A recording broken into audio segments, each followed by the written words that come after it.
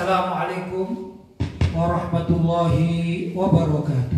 Waalaikumsalam warahmatullahi wabarakatuh. Alhamdulillah.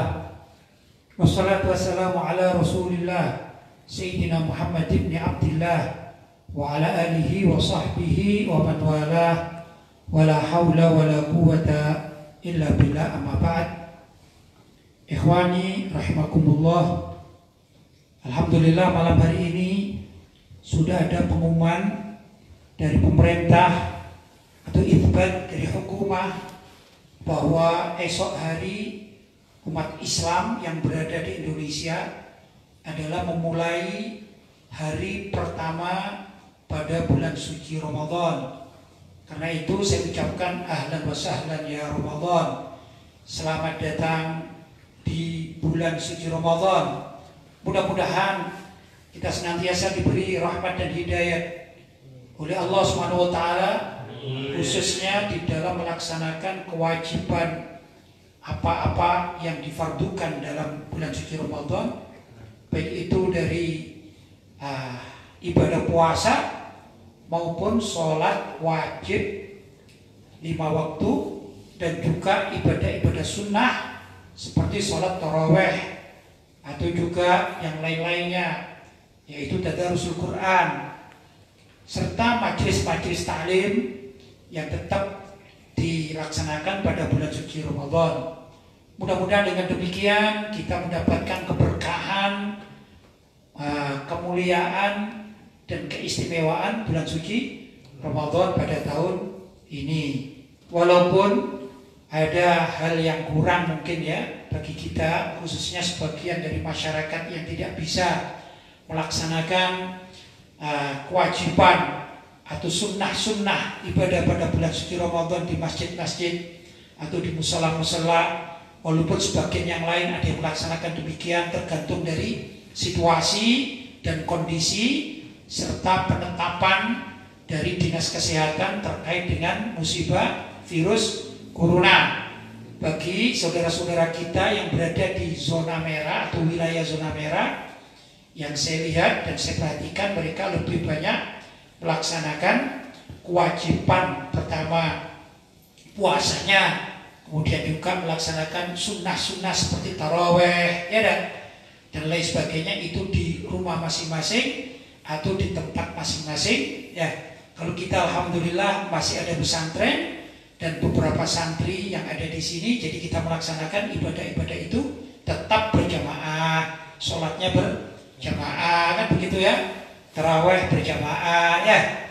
Kemudian kita esok juga waktu sahur insya Allah sama namanya sahur bersama ya, dan lanjutnya adalah buka pun kita tetap buka bersama kan begitu.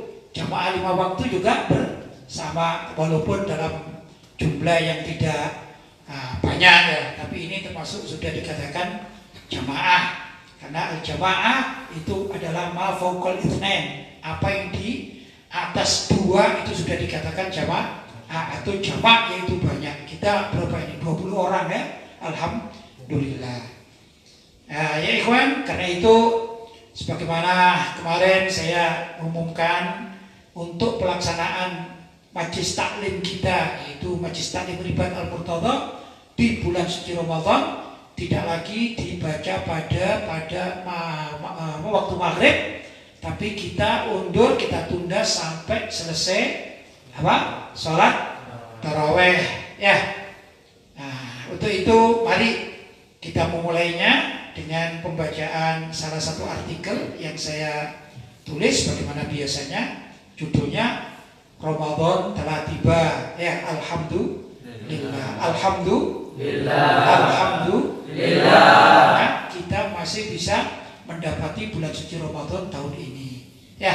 Saya persilakan Ustaz Burhan untuk membacakan, dan insya Allah nanti pada penutupan, karena kalau waktunya pembacaan malam ini kan agak luas ya, tapi kalau kemarin kita baca ba'dal maghrib ini keburu ada adzan isya ya, tapi kalau sekarang waktunya luas, insya Allah sebagaimana telah diumumkan oleh admin bahwa majelis kita ini menerima bila mana ada umat Islam yang bertanya Tentu kalau saya pribadi kurang begitu senang dalam artian membahas di medsos ini kalau terkait dengan politik, saya kurang. Ya, tapi terkait dengan keagamaan saya senang sekali. Mudah-mudahan pertanyaan semuanya ini terkait dengan syariat. Ya, kan ini bulan suci Ramadan, tidak harus terkait dengan bulan suci Ramadan. Kalau ada pertanyaan dan saya bisa jawab, saya jawab. Tapi kalau saya nggak bisa jawab, jangankan saya. Dulu Imam Malik radhiyallahu ta'ala pernah ditanya beberapa pertanyaan, beliau menjawab ana la adri, saya tidak tahu. Itu bukan berarti beliau, maaf ya bahasanya, bodoh, bukan. Tapi beliau berhati-hati. Ya dah. Nah, tatkala beliau sudah mempunyai kesempatan untuk mutola'ah dan ketemu dalil-dalil yang ditanyakan oleh pihak orang atau orang lain, maka barulah beliau jawab. Begitu saking hati-hatinya sama Imam Malik radhiyallahu ta'ala anhu, dan seperti itu diturukan banyak oleh ulama-ulama salaf Ahlussunnah wal Jamaah. Kalau ditanya nggak tahu ya bilang nggak tahu. Bahkan kalimat ana la a'rif itu nisful ilmi. Orang ditanya kemudian mengatakan dia nggak tahu, ana la a'rif, aku tidak tahu, jawabannya itu nisful ilmi, yaitu separuh daripada ilmu. Kenapa?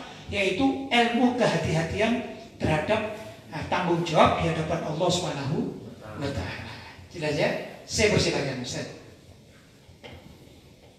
Bismillahirrahmanirrahim. Alhamdulillahi rabbil alamin.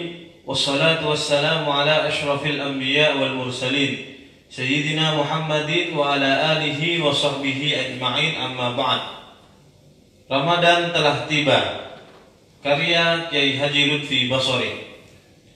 Wahai orang-orang yang beriman, diperintahkan atas diri kalian untuk berpuasa sebagaimana diperintahkan atas orang-orang yang sebelum kalian, agar kalian bertakwa. Ya, ini sebenarnya terjemahan dari satu ayat ya ayyuhalladzina amanu kutiba alaikumusiyam kama kutiba alal ladzina min qablikum la'allakum tattaqun. Ya, ini terjemahan ya. Tapi tidak saya tulis terjemahan karena sebagai pembuka. Jadi saya jadikan narasi gitu ya. Padahal ini adalah asli dari terjemahan apa gitu ya. Dan kita tidak mengatakan ini Al-Quran, tidak. Cuman itu ayat yang bagus untuk sebuah pembukaan karena kita terkait dengan kewajiban berpuasa pada bulan suci Ramadan. Silakan Ustaz. Tidak ada seorang rasul pun yang diutus kepada kaumnya kecuali membawa syariat berpuasa, sekalipun metode berpuasanya berbeda-beda. Lanjut. Siti Maryam binti Imran, ibunda Nabi Isa alaihi salam mengatakan, "Inni nadartu lirrahmani shauman falan ukallimal yawma insiya." Aku bernadar puasa kepada Allah, maka hari ini aku tidak berbicara kepada seorang pun. Ya, ini bahwa puasa itu diwajibkan kepada atau dibawa oleh syariat para nabi ya. Ternyata para nabi itu juga berpuasa. Walaupun caranya berbeda-beda. Waktunya definisi puasa menurut syariat tiap nabi itu nggak sama. Tidak. Sama demikian juga seperti saya katakan pernikahan ya. Pernikahan syariatnya itu satu dari nabi dengan nabi yang lain berbeda. Saya contohkan ya. Nabi Adam alaihissalam membawa syariat. Apa syariatnya? Pertama, di saat Nabi Adam alaihissalam sudah turun ke bumi, kemudian berjumpa dengan Siti Hawa, yaitu istri beliau, maka beliau berdua akhirnya mempunyai keturunan. Nah, anehnya hampir setiap kelahiran itu lahir selalu kembar, laki perempuan begitu ya. Saya gambarkan di sini aja lebih mudah. Misalnya ini ya, ini Ustaz Burhan ya. Misalnya lahir ini sebut seperti anak Nabi Adam yang pertama, maka dia punya saudara kembar. Ustaz Burhan ini sebut namanya Zainab gitu aja ya. Nah, ini ada Ustaz Hadi ya dah. Ini adiknya, saya anggap adiknya Ustaz Burhan. Andai kata ini zaman dahulu kala di zaman sama Nabi Adam. Nah, ini kalau lahir, dia lahir ini punya saudara kembar juga.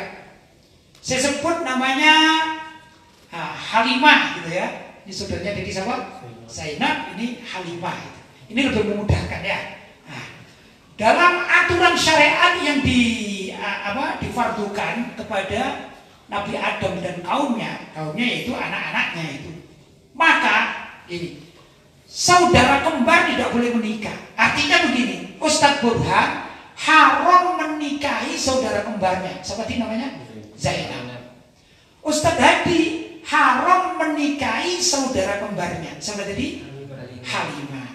Tapi boleh begini, silang seperti tukar gitu ya. Jadi Ustadz Burhan boleh menikahi Halimah dan Ustadz Hadi boleh menikahi Zainab. Itu aturan syariat. Padahal ini kan saudara kandung, anaknya sama Nabi Adam dengan Siti Hawa. Itu ya. Jadi saudara kandung asalkan tidak kembar itu boleh menikah di zaman Nabi Adam. Zaman Nabi Muhammad berbeda. Kalau ini kakak beradik, misalnya ya kakak beradik, maka haram sama Ustadz Burhan menikahi Halimah haram karena adiknya satu ibu. Dan haram juga Ustadz Hadi menikahi Zainab karena kakaknya haram. Itu syariatnya siapa? Nabi Muhammad Sallallahu Alaihi Wasallam. Bagaimana mau menikah? Berarti Ustadz Burhan mencari wanita lain, Ustadz Hadi mencari wanita lain, sedangkan Zainab harus mencari lelaki lain, ya, yang bukan saudaranya, ya dah. Demikian juga Halimah harus menikah dengan lelaki lain. Itu syariatnya Nabi Muhammad. Jadi apa? Pernikahan di zaman itu berbeda ya syariatnya, jelas ya. Demikian juga dengan puasa. Ini salah satu yang ceritakan di dalam Al-Quran itu Siti Maryam binti Imran. Beliau ini nadar kan gitu ya. Ini nadar Rahman, aku bernadar kepada Allah SWT sauman. Apa itu puasa? Tapi puasanya itu falan ukal limal yauma insiya, maka aku tidak akan berbicara dengan seorang pun ya dari kalangan manusia. Termasuk namanya puasa bicara ini. Ya, termasuk puasa bicara. Bagaimana saat itu? Allah aman, kita tidak tahu. Artinya yang penting di sini nggak ada keterangan mulai jam berapa sampai jam berapa. Tapi Siti Maryam tidak mau bicara dengan seorang pun, namanya puasa bicara. Jelas ya? Ini berbeda dengan puasa model kita, kan begitu. Lanjut Ustaz. Puasa menurut syariat adalah menahan diri dari makan, minum, dan jima atau bersetubuh pada waktu tertentu, yaitu dari mulai terbit fajar hingga tenggelam matahari. Ya, ini menurut syariat Nabi Muhammad ya. Yang tadi kan riwayat ya dari Nabi terdahulu. Kalau sekarang kembali lagi pada syariatnya Rasulullah Shallallahu Alaihi Wasallam. Apa itu puasa? Gitu. Puasa menurut syariat adalah menahan diri, pertama dari makan, jadi tidak makan. Kedua dari minum, ya. Ketiga dari bersetubuh dengan istrinya, kumpul suami istri atau jima, ya. Yaitu mulai kapan? Mulai terbit fajar hingga tenggelam matahari. Terbit fajar itu ya sholat subuh itu ya, adzan subuh itu namanya terbit fajar sampai tenggelam matahari yaitu waktu maghrib begitu. Nah ini haram, tidak boleh makan, tidak boleh minum, tidak boleh kumpul dengan istrinya begitu. Lanjut Ustaz. Puasa termasuk ibadah yang berat, namun tatkala diperintahkan secara bersama-sama atau serentak, maka kaum yang hatinya beriman akan merasa ringan untuk mengerjakannya. Seperti musibah jika menimpa seseorang, maka akan terasa berat. Namun tatkala menimpa sebuah kaum secara serentak akan terasa lebih ringan. Tes. Ya, sudah dibetulkan. Sudah, betul. Terlalu keras sedikit. Ya. Sudah? Baik. Saya lanjutkan, puasa termasuk ibadah yang berat ya. Namun tatkala diperintahkan secara bersama dan serentak, maka kaum yang hatinya beriman akan merasa ringan untuk mengerjakannya. Ya, kalau kita ini praktek ya puasa ini, kita tidak mengatakan puasa Ramadan ya. Misalnya puasa Senin dan Kamis itu ya, atau puasa Daud sehari puasa, sehari tidak puasa. Itu karena kita menjalankan sendiri. Ini berat, apalagi kalau kita di rumah ini ya. Misalnya ada di rumah itu ada suami, ada istri, ada anak itu. Suaminya kepingin puasa, istrinya kebetulan udzur tidak puasa, anaknya lagi males nih. Maka sang suami atau bapak ini mau puasa, ini kadang-kadang berat sekali karena nggak ada kawannya. Ya, sama dengan olahraga sebenarnya kan begitu. Olahraga itu kalau bersama-sama seperti sepak bola ya. Kalian kan senang sepak bola, itu kadang-kadang 2 jam tidak terasa. Tapi coba senam sendirian, gimana rasanya? Setengah jam sudah bosan, ya enggak? Karena rasa bosan karena sendirian. Demikian juga yang namanya puasa. Puasa kalau Ramadan karena semua orang, dan kita tahu bahwasanya ini semua orang berpuasa, maka puasa Ramadan terasa ringan. Ya. Nah, ini juga demikian, hampir sama keadaannya. Lockdown ini loh ya, lockdown ini. Apa lockdown? Isolasi ya, isolasi di rumah. Kalau saatnya ini normal, waktunya normal, ini kita disuruh di rumah 1 bulan, tidak kemana-mana itu ya. Itu ya jenuh sekali, bisa marah-marah terus itu ya. Ya, apalagi orang yang biasa aktif. Tapi karena sekarang ini sifatnya itu menasional, bahkan internasional, setiap orang ya ini melockdown dirinya atau mengisolasi dirinya di mana? Di rumah masing-masing. Dia pun mau pergi itu berpikir, kalau pergi kemana? Mau rekreasi, tempatnya tutup. Mau belanja, banyak yang tutup. Akhirnya gimana? Walaupun gak senang, walaupun sumpah, walaupun jenuh, tetap berada di rumah. Kan begitu. Nah ini sesuatu itu kalau dikerjakan bersama-sama menjadi ringan. Walaupun berat tapi menjadi ringan. Demikian juga puasa bulan suci Ramadan. Lanjut Ustaz. Hidup di dunia penuh lika-liku. Coba dikeraskan ini ya. Ini mic-nya dikeraskan. Coba. Ya. Hidup di dunia penuh lika-liku. Kehidupan yang kemarin telah lewat. Kehidupan hari ini sedang dilakukan, dan kehidupan esok belum tahu apa yang bakal terjadi. Bagi umat yang cerdas, maka akan selalu mempersiapkan kehidupan yang abadi di akhirat dengan segala amal kebajikan. Ya jelas ya. Kalau kita bicara tentang kemarin sudah lewat, kita tahu apa yang kita kerjakan, ya dah. Kita hafal kemarin, atau kalau pun tidak kemarin, kita sekarang kan malam hari ini ya. Mulai tadi pagi itu apa yang kita lakukan kan kita tahu ya. Sedangkan untuk saat sekarang ini, ya kita tahu. Oh, saya sekarang lagi ngaji, kan tahu kan gitu ya. Tapi untuk besok gimana? Kita belum tentu. Seperti kita juga misalnya begini, kita umumkan ini insya Allah majelis ini ya, setiap malam majelis ini akan buka pengajian ya, dan dibuka tanya jawab gitu. Ini seakan-akan perasaan kita besok pun kita akan seperti sekarang. Tapi kalau Allah mencatat yang lain, bisa saja lampunya mati atau padam ya, tidak bisa apa-apa kan? Ya dah. Jadi apa yang kemarin kita lakukan kita evaluasi, dan yang sekarang ini kita berhati-hati untuk besok kita persiapkan. Gimana caranya agar kita ini bisa memperbanyak kehidupan persiapan kelak di akhirat nanti. Itu demikian ya. Silakan. Nah, di bulan Ramadan adalah salah satu solusi terbaik memperkaya pundi-pundi pahala dalam mempersiapkan kehidupan akhirat. Karena beramal baik di bulan Ramadan akan dilipat gandakan sampai 70 kali lipat. Ya luar biasa ya. Fadilah kita berbuat baik di bulan suci Ramadan itu pahalanya dilipat gandakan sampai 70 kali lipat. Kalau kemarin kita sholat subuh, ya biasa sholat subuh dapat pahala.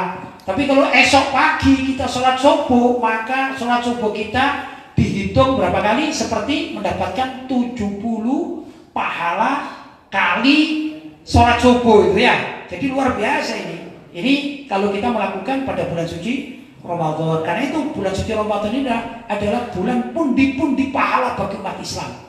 Sangat rugi kalau umat Islam itu tidak bisa meraih sebanyak-banyaknya pundi-pundi pahala di bulan suci Ramadan. Bukan di saat puasa, tapi di bulan suci Ramadan. Kapan itu waktunya? Ya 24 jam. Namanya bulan suci Ramadan, ya dah. Mau malam hari, mau siang hari, kalau kita berbuat baik, maka itu dianggap seperti mencari pahala 70 kali lipat dibandingkan dengan hari biasa, ya dah. Terus gimana ini?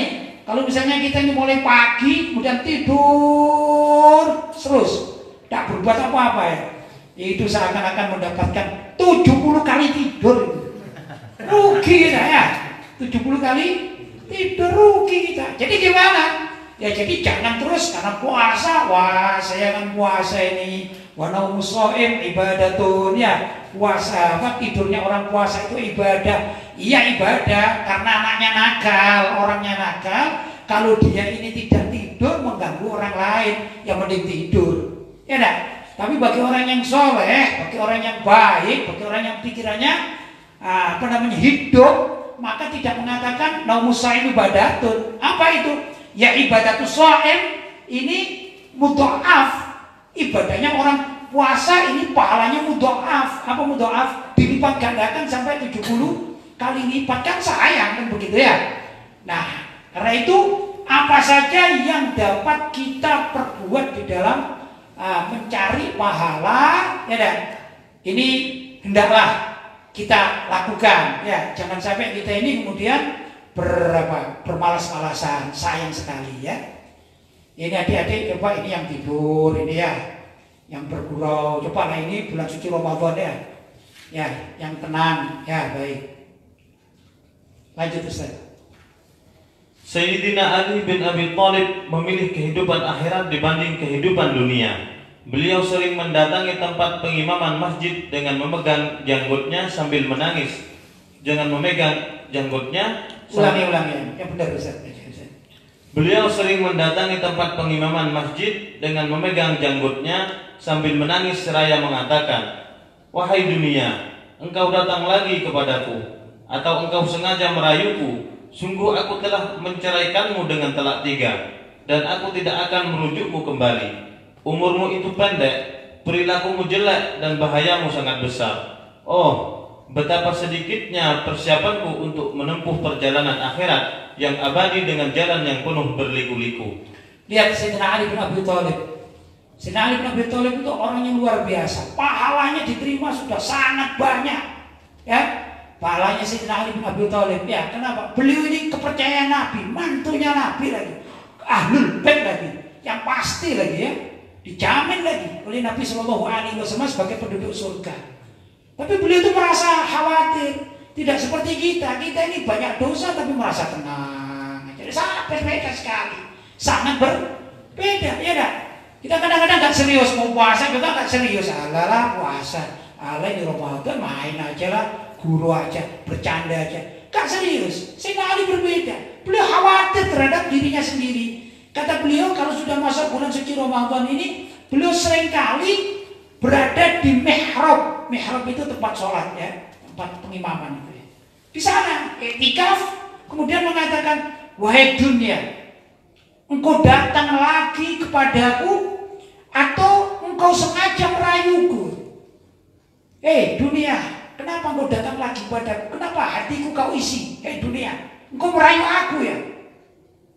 Jadi gak sempat main-main, gak sempat mikirkan tidur, gak sempat itu tidur, itu gurau, itu canda, itu dunia semua, itu merayu. Kata Sayyidina Ali bin Abi Thalib, "Sungguh aku telah menceraikanmu dengan talak 3. Ini cerai, talak 3. Kalau di dalam ilmu fikih itu orang mencerai istrinya talak 3, itu namanya talak bain.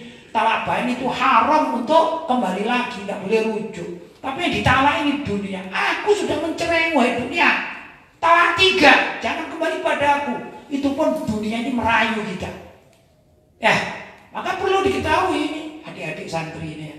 Kalau kalian dirayu dunia itu macam-macam, kepingin tiduran terus ya, kepingin nyantai-nyantai, diajak ngaji juga agak sulit kadang-kadang ya. Wah, terlambat, kan biasa kehidupan begitu ya. Terlambat di kamar mandi, kadang-kadang lama, setengah jam, apa? Sayang, karena apa? Dunia ini memang merayu seperti itu. Ini kata Sayyidina Ali bin Abi Thalib. Dan aku tidak akan merujukmu kembali. Bahkan Sayyidina Ali bin Abi Thalib mengatakan, "Sudah, kau talak bain dunia, aku tidak akan rujuk sama kamu." Ini Sayyidina Ali bin Abi Thalib. Kenapa? Kata Sayyidina Ali, dunia, umurmu pendek. Kamu cuma sebentar. Cuma sebentar. Ya, ini Ustaz-Ustaz ini mondok, misalnya berapa tahun Ustaz mondok? 10 tahun itu sebentar dibandingkan dengan kehidupan akhirat. Usia saya sekarang 55 tahun itu sebentar dibandingkan kehidupan di alam kubur atau di akhirat nanti, sebentar. Terus apa pakai main terus, berguru terus, canda terus, males-malesan terus? Kan enggak, kan mestinya harus apa? Diisi dengan kebaikan, ya. Kalau waktu mengaji belajar dengan sungguh-sungguh, kan begitu ya. Biar apa? Biar mendapatkan kehidupan persiapan yang lebih abadi di akhirat nanti. Perilakumu jelek dan bahayamu besar sekali, kata Sayyidina Ali bin Abi Thalib. Ini dunia, ini perilaku dunia ini jelek, buruk, dan bahaya besar bagi umat manusia, khususnya bagi kita-kita. Jadi jangan merasa aman dari godaan dunia. Ya, walaupun kita di pesantren, jangan merasa aman. Banyak ini godaan di luar sana yang luar biasa terhadap dunia pesantren. Ya, coba sekarang ini ada kan sebagian dari kawan-kawan kita ya yang ada di pesantren, ada sebagian yang libur, ada sebagian yang tidak libur. Kebetulan kita tidak libur, tapi yang liburan ini menggoda iman kita. Iya dah, betul? Wah enak itu, udah libur. Ada kalau liburan di rumah gimana umumnya? Tidurnya nyenyak, kan gitu ya. Kalau belum Ramadan mainan terus. Bahkan di bulan suci Ramadan ini luar biasa, sambil merengek-rengek pada ayah dan ibunya, Pak, Bu, motorku di mana? Ya enggak, belikan motor dong. Akhirnya setelah dibelikan, apa yang terjadi? Tidak pernah di rumah. Ada yang begitu? Kurang lebih ada. Itulah rayuan dunia, kata Sayyidina Ali bin Abi Thalib. Oh, kata Sayyidina Ali, betapa sedikitnya persiapanku untuk menempuh perjalanan akhirat yang abadi. Sayyidina Ali ini yang luar biasa, ya enggak? Yang luar biasa, keilmuannya ini sudah sangat sempurna. Sayyidina Ali bin Abi Thalib, ya, yang Nabi memuji Sayyidina Ali bin Abi Thalib. Kata Nabi, ana madinatul ilmi wa ali babuha. Ibarat aku ini kotanya ilmu, dan Ali bin Abi Thalib itu adalah pintu ilmu. Gimana ini? Ada kota dan ada pintu. Jadi kalau kepingin masuk kotanya Nabi, lewatlah pada pintunya, yaitu Sayyidina Ali bin Abi Thalib. Luar biasa pujian Sayyidina Ali bin Abi Thalib ya. Dengan jalan yang penuh berliku-liku, padahal menuju akhirat itu jalannya berliku-liku ya. Lanjut Ustaz. Betapa hebatnya kerendahan hati Sayyidina Ali bin Abi Thalib. Sekalipun beliau telah dipuji oleh Nabi Shallallahu Alaihi Wasallam, ana madinatul alim wa aliyun babuha. Ya ini tadi saya sebutkan ya. Aku ini ibarat kotanya ilmu dan Ali adalah pintunya. Namun Sayyidina Ali merasa dirinya belum banyak memiliki bekal untuk mengarungi kehidupan akhirat. Masya Allah ya. Lanjut Ustaz. Barangkali umat Islam dewasa ini dapat mengambil hikmah dari pengakuan Sayyidina Ali bin Abi Thalib di atas dengan mengukur dirinya. Sudahkah dia mempersiapkan bekal untuk menyongsong kehidupan akhiratnya? Lanjut. Bulan Ramadan di ambang pintu. Besok ya bulan suci Ramadan ya. Atau malam ini sudah masuk ya. Lanjut. Mari membuka diri dan menata hati demi meraih sebanyak mungkin pahala berlipat yang telah disediakan oleh Allah bagi hambanya yang rajin memperbanyak ibadah di bulan suci Ramadan tahun ini. Ya, pada para santri dan juga semua yang hadir atau yang mendengarkan, saya ajak mari kita sambut bulan suci Ramadan ya. Kita ucapkan ahlan wa sahlan ya Ramadan ya dah. Karena kalau orang itu senang dengan kedatangan bulan suci Ramadan, insya Allah dirinya akan dijauhkan dari sengatan api neraka ya. Kita berharap yang demikian. Ya ikhwan, ini pengajian malam hari ini terkait dengan ahlan wa sahlan ya Ramadan atau Ramadan telah tiba. Untuk sementara waktu karena juga selesai waktunya, maka kita buka tanya jawab. Maksudnya ada beberapa yang masuk ya. Ada beberapa yang masuk, maka saya persilakan Ustaz tadi untuk membacakan pertanyaan. Mudah-mudahan saya bisa menjawab, mudah-mudahan ya. Silakan Ustaz. Alhamdulillah, ini ada beberapa pertanyaan yang sudah masuk kepada admin Kiai. Baik.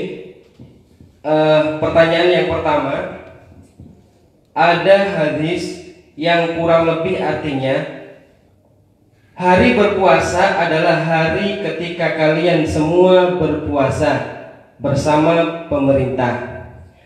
Hari Idul Fitri adalah hari ketika kalian semua beridul fitri bersama pemerintah. Dan hari Idul Adha adalah hari ketika kalian semua beridul adha bersama pemerintah. Hadis riwayat Imam Tirmidzi. Pertanyaannya Kiai, apakah hadis ini sahih? Kemudian siapa yang dimaksud dengan pemerintah? Ya, kalau menurut Imam Tirmidzi radhiyallahu taala hadis ini hasanun gharib. Ya, sedangkan hadis hasan itu menurut Ahlus Sunnah wal Jamaah sangat layak dipergunakan untuk dalil. Ya, bahkan kalau dalam fadhailul amal, apa itu keutamaan ya, amal perbuatan itu boleh menggunakan hadis dhaif. Perlu diketahui hadis dhaif itu bukan hadis palsu. Jadi berbeda antara hadis dhaif dengan hadis palsu ya. Hadis dhaif mungkin kalau saya nilai begini ya, ini lebih memudahkan ya. Kalau hadis sahih itu ibarat mendapat nilai itu 100. Sudah? Nah, kemudian kalau hadis hasan saya anggap mendapat nilai itu 75 atau kanan kirinya 75.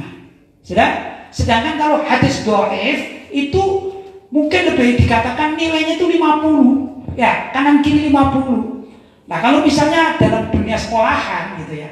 Kalau namanya hadis itu masih hadis dhaif, itu masih bisa diangkat untuk naik kelas walaupun digantung gitu ya atau ditolong, itu masih bisa. Ya. Sedangkan yang namanya hadis palsu itu nggak bisa. Hadis palsu itu nilainya 0. Maka nggak bisa, naik kelas nggak bisa. Jelas ya? Jadi berbeda ya.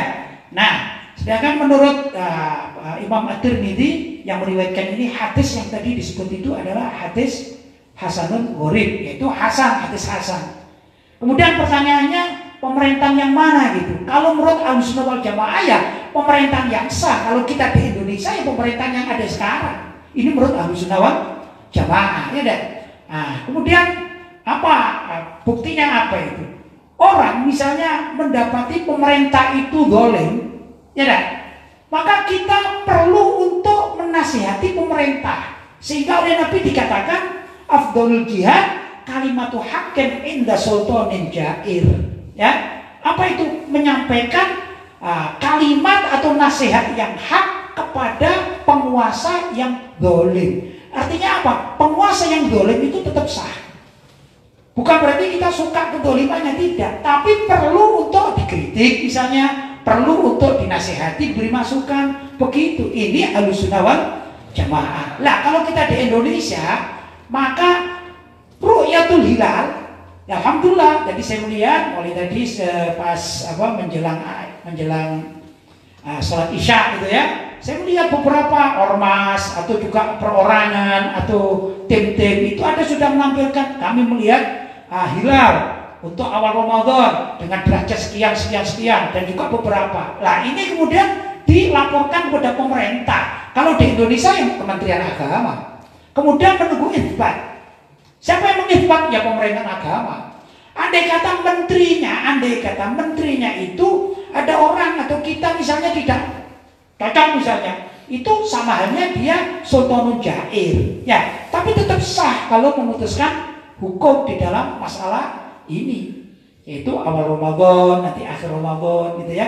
Jadi hukum seperti itu tidak terikat dengan seorang sultan itu apa harus adil atau tidak adil atau jair, maksudnya jair itu zalim atau bagaimana. Ada hukum-hukum tertentu yang sah apabila sudah diputuskan oleh pemerintah setempat. Begitu ya menurut Ahlus Sunnah wal Jamaah. Mungkin pendapat ini juga ada kelompok-kelompok yang setuju, itu hak mereka, tidak setuju kan gitu kan. Ada yang mengatakan oh enggak, yang namanya kita ini namanya sultan itu adalah sultan seluruh dunia. Nah, itu hak mereka untuk mengatakan demikian. Tapi kalau umat Islam Ahlus Sunnah wal Jamaah apalagi bermadzhab Syafi'i ya seperti kita di Indonesia ini, ya sudah, di Malaysia ada pemerintahan sendiri. Namanya di sana adalah khilafah dauliyah, yaitu kekhalifahan dauliyah secara satu negara untuk Malaysia. Di Brunei Darussalam itu juga sah mempunyai khilafah dauliyah di Darussalam Brunei. Ya, Indonesia demikian juga khilafah dauliyah, pemerintahan satu negara yang sah menurut Indonesia. Itu pendapat ulama-ulama Ahlus Sunnah wal Jamaah. Ya, memang beda pendapat, ya masalah namanya. Ini mahallul ijtihad, ya tempat untuk ijtihad di sini. Kemudian ada perbedaan pendapat, tidak masalah. Jelas ya? Baik, lanjut. Pertanyaan berikutnya, beberapa waktu lalu saya membaca berita adanya seorang YouTuber terkenal di Indonesia yang menghapus nama depannya Muhammad dengan alasan terbebani dan merasa tak pantas menyandang nama tersebut. Pertanyaannya, bagaimana pandangan Islam atau imam madhab terkait hal tersebut, Kiai? Menurut saya saja ya, boleh ya? Boleh. Ya. Saya membaca salah satu buku atau kitab namanya Asy-Syifa karangan Al-Imam Al-Qadhi Iyad Al-Yahsubi. Di sana itu ada hadis. Ya, sekali lagi hadis ya. Hadis itu kita boleh berdalil dengan hadis sahih. Kita boleh berdalil dengan hadis hasan. Kita boleh berdalil dengan hadis dhaif asalkan bukan hadis palsu. Itu Ahlus Sunnah wal Jamaah ya. Jadi jangan selalu kalau ada hadis apakah sahih? Yang mengatakan hadis sahih dengan tidak sahih itu apa Nabi Muhammad atau bukan? Kan bukan. Nabi Muhammad tidak pernah mengatakan hada hadisi sahih, ini hadisku sahih, enggak. Ya, jadi kalimat sahih, hasan, dhaif itu adalah bid'ah hasanah. Apa bid'ah hasanah itu? Di zaman Nabi tidak ada. Zaman sahabat pun tidak ada istilah sahih, hasan dan dhaif. Setelah zaman sekesekian, ya ulama-ulama salaf, termasuk juga yang dipergunakan oleh Imam Bukhari, misalnya Imam Muslim, maka beliau mengatakan apa? Kitab Sahih Bukhari, ya dah. Itu zaman-zaman itu bukan zamannya para sahabat. Jadi kalimat atau hukum hadis ini sahih, hasan dan dhaif menurut Ahlus Sunnah wal Jamaah namanya bid'ah hasanah. Jelas ya? Walaupun tidak ada zaman Nabi tapi boleh diamalkan, namanya bid'ah hasanah. Baik, saya lanjutkan ya. Di dalam kitab Asy-Syifa itu ada hadis begini. Kelak dari kiamat itu ya, pada mahsyar lah. Nah, itu tatkala orang-orang pada kumpul semua, maka ada malaikat yang ditugaskan memanggil orang-orang nama-namanya. Fulan, fulan, fulan ya. Salah satu dari hadis tersebut mengatakan liyakum man ismuhu Muhammad falyadkhulil jannah. Hendaklah orang-orang yang menggunakan nama Muhammad hendaklah masuk surga duluan. Ya, kalau sudah ada nama Muhammad, seperti nama saya Muhammad Lutfi bin Muhammad Basori. Ya, itu nama saya lengkapnya Muhammad Lutfi bin Muhammad Basori. Ayah saya Muhammad Basori. Anaknya diberi nama Muhammad Lutfi. Walaupun saya sering menggunakan kalimat atau nama khususnya di dunia medsos ya, media sosial, saya gunakan Lutfi Basori. Ya, tapi hakikatnya saya tidak pernah menghapus nama Muhammad. Tidak. Demikian juga yang lain-lain, mungkin saudara-saudara ini apalagi orang Indonesia ya, macam-macam panggilan orang itu kan macam-macam. Ya, misalnya ada saudara Burhan, misalnya saya nggak tahu, ada manggil Han misalnya, tapi kan namanya tetap kan, ya, misalnya namanya Muhammad Burhanuddin, panggilannya Han misalnya, boleh apa tidak boleh orang Indonesia? Boleh saja, tapi sayang kalau dibuang, sudah ada Muhammadnya, bahkan yang belum ada nama Muhammad itu kasih nama Muhammad biar besok masuk surga duluan, mengikuti hadis tadi, namanya ini hadis untuk lifadhoilil a'mal, boleh. Liyakum man ismu Muhammad falyadkhulil jannah, kan begitu. Jadi kalau misalnya saya malu sudah nggak usah Nabi Muhammad, nggak usah diikutkan namanya, pantas nggak pantas. Ini orang awam, karena awam nggak ngerti yang demikian, akhirnya dibuang. Nah udah ini balik sayang kan. Berarti kalau dikatakan ya sudahlah, besok kamu kalau di akhirat nggak usah masuk surga, kamu kan awam, kira-kira mau enggak? Kan nggak mau orang, sudahlah kami ikhlas kamu masuk neraka gitu, kira-kira suka orangnya? Nggak mampu, ya dah. Jadi mestinya tidak begitu mestinya. Kalaupun dia dengan ada nama Muhammad dia berlaku buruk, hendaklah dia bertobat kepada Allah SWT. Ya, agar apa namanya? Agar dia menjadi orang yang berperilaku baik karena ada nama Muhammad. Namanya tabarrukan bismi Muhammad, yaitu kita mengambil barokah dengan nama Nabi Muhammad SAW. Jelas ya? Itu dari saya. Baik, lanjut. Pertanyaan berikutnya, Kiai, Apa hukum minum obat penunda haid bagi perempuan di bulan puasa? Ya, ini menjadi perdebatan pembahasan di kalangan para ulama al-asriyin ya. Ulama al-asriyin itu ulama zaman sekarang ya. Kalau ulama zaman dahulu kala nggak ada, karena nggak ada obat penunda haid zaman itu. Sekarang sudah ada obat penunda haid. Ya namanya khilafiyah, ya ada dua pendapat, ada yang memperbolehkan, ada yang tidak memperbolehkan. Pertama, ulama-ulama yang tidak memperbolehkan, alasannya apa? Itu kan bukan darurat. Dan haid itu kan setiap bulan ada. Dan setiap bulan ada suci. Dan juga diberi rukhsah. Rukhsah itu apa ya? Diberi izin untuk tidak berpuasa saat dia haid dan boleh diganti di bulan yang lain. Jadi alami saja. Itu yang mengatakan tidak boleh. Gimana ya nggak boleh kalau gitu. Ini kan sirkulasi yang memang tiap bulan, nggak usah ditunda-tunda lah, biarkan saja. Toh nggak dosa. Orang perempuan haid di bulan Ramadan nggak puasa itu nggak dosa.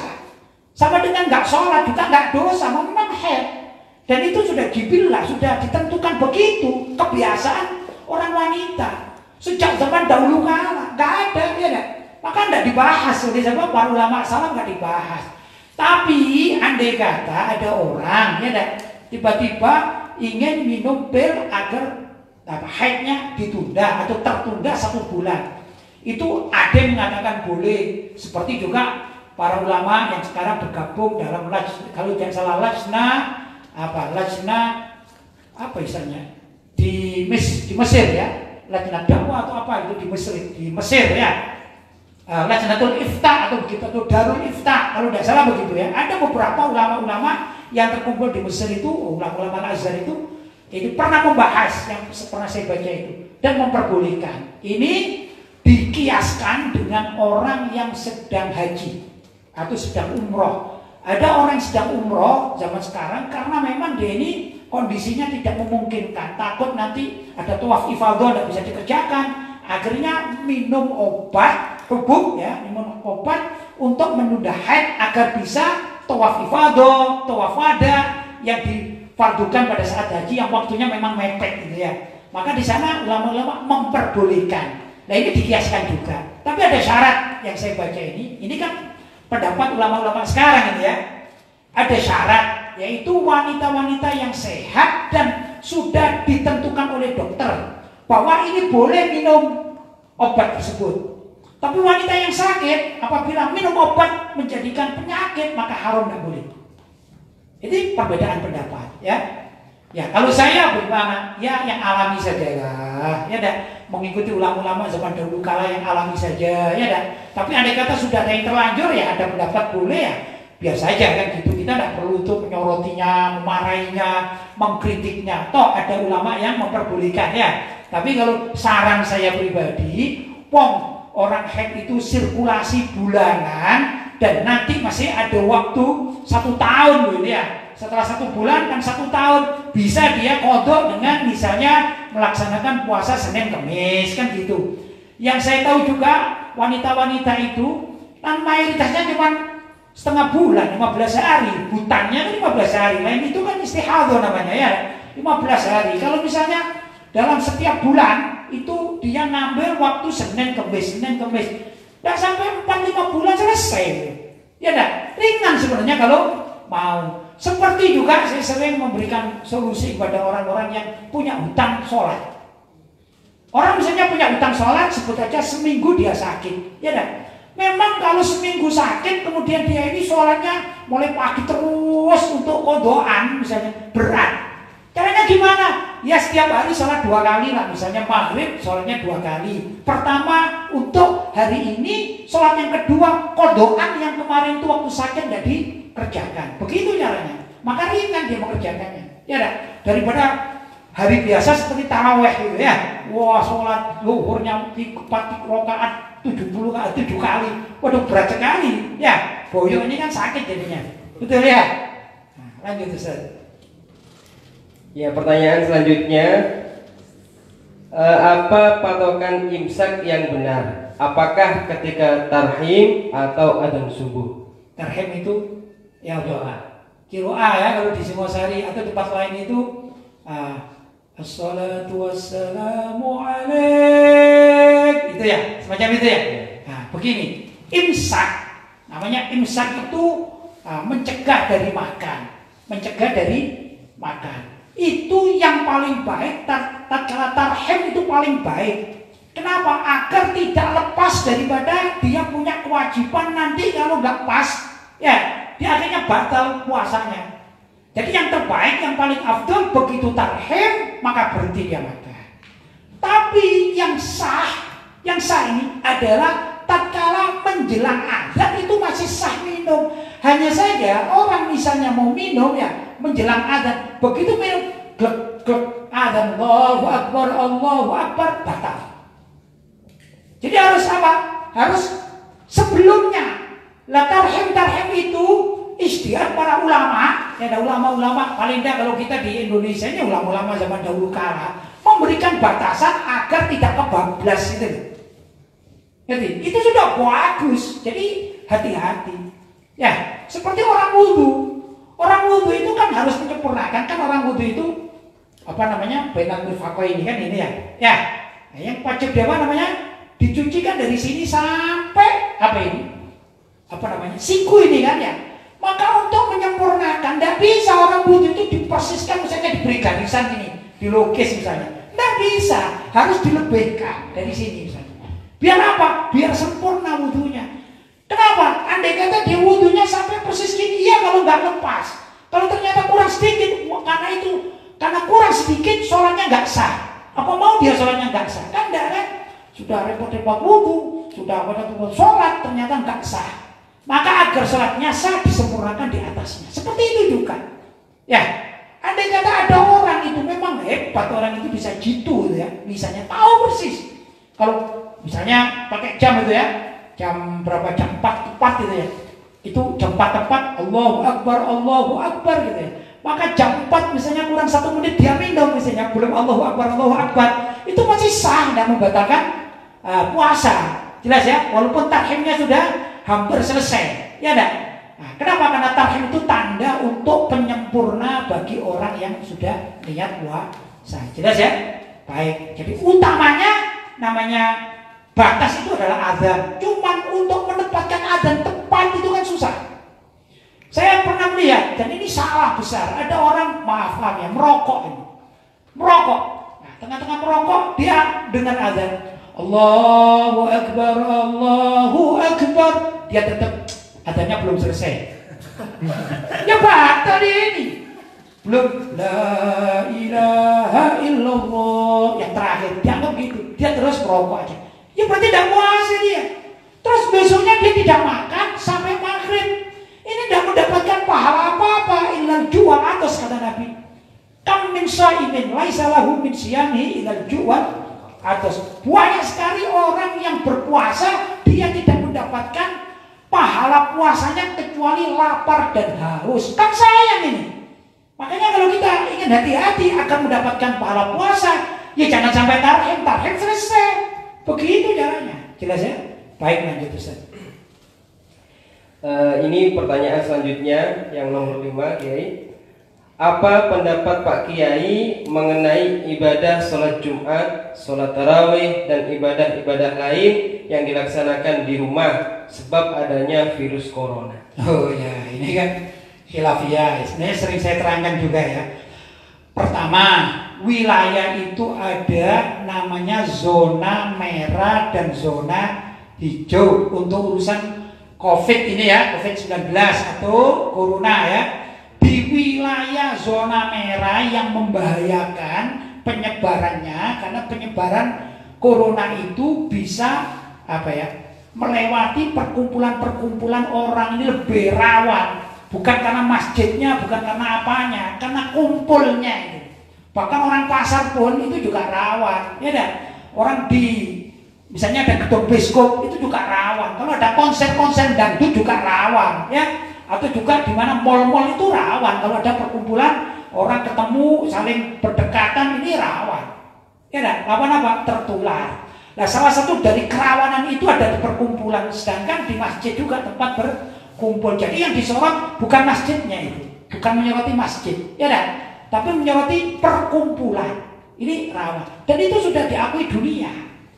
Dunia yang sudah modern seperti Amerika, Italia, dan Cina sendiri itu sudah mengakui bahwa COVID-19 ini bisa menular kalau bertemu, bersentuhan satu dengan lain antara kulit orang, salaman ini dan segala macam, dan itu rawan tatkala orang berkumpul. Jadi lihat perkumpulannya ya, jangan lihat tempat.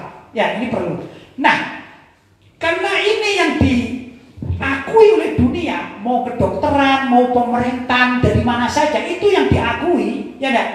Maka sah andai kata masjid itu ditutup bukan karena tidak suka sama masjid, karena di situ tempat rawan ya untuk berkumpul lagi ya.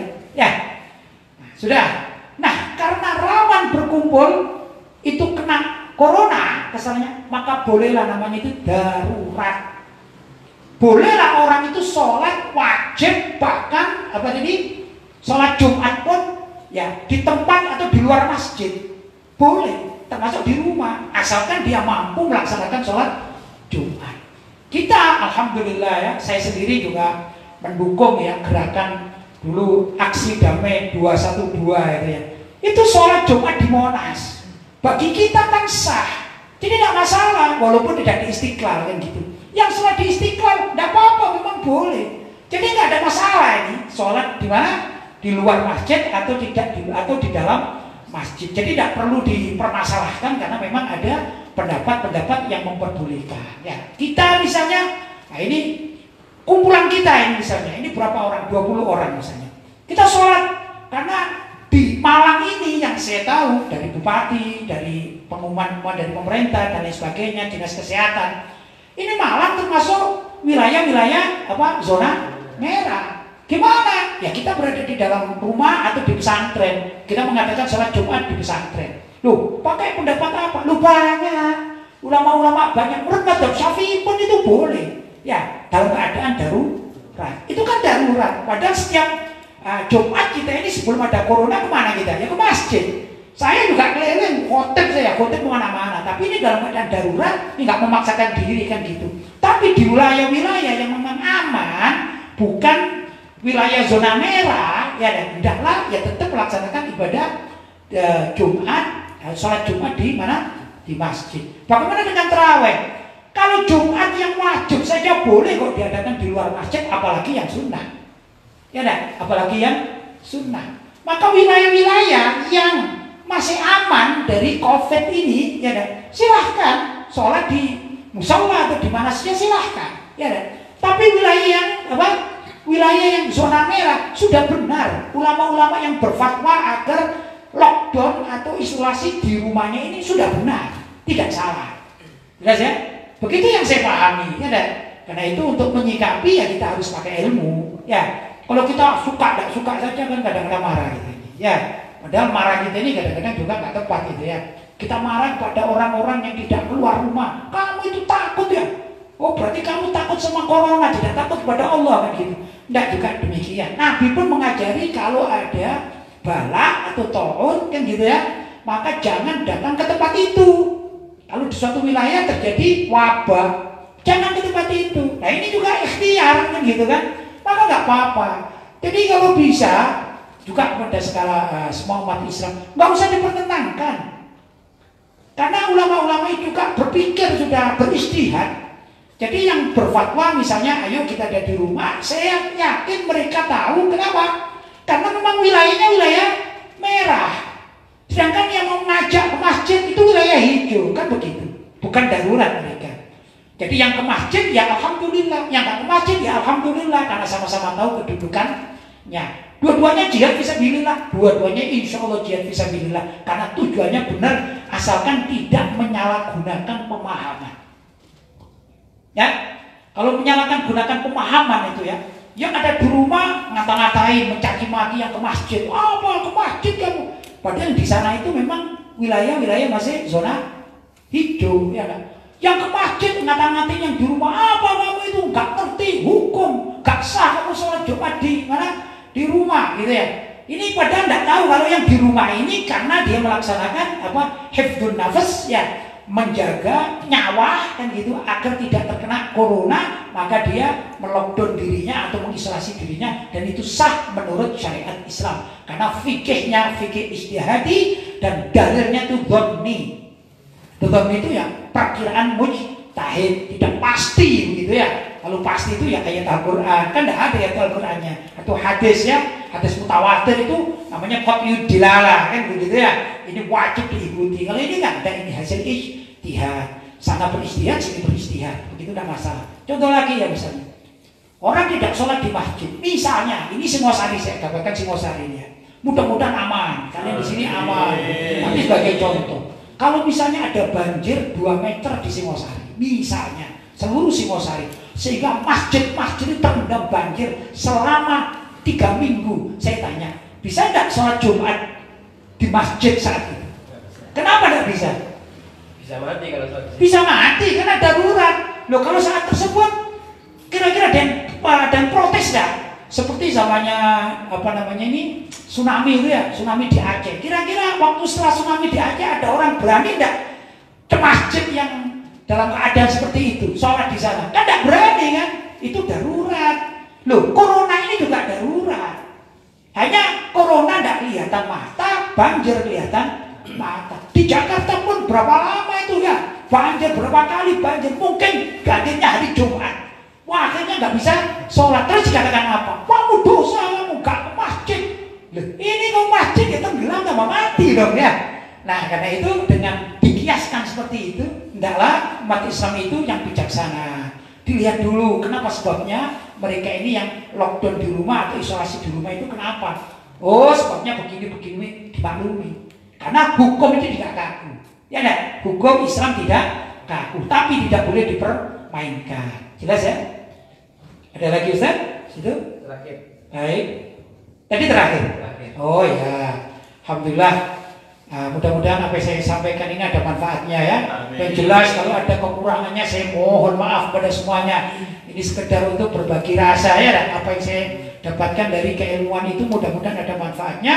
Tapi kalau ada kurangnya, saya sangat senang sekali kalau saya diberi masukan-masukan. Ya dah.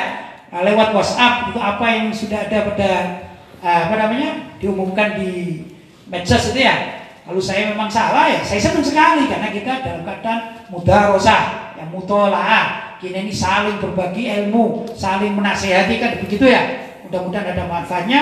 Karena itu saya ucapkan sekali lagi ahlan wa sahlan ya Ramadan. Mari kita menghormati bulan suci Ramadan.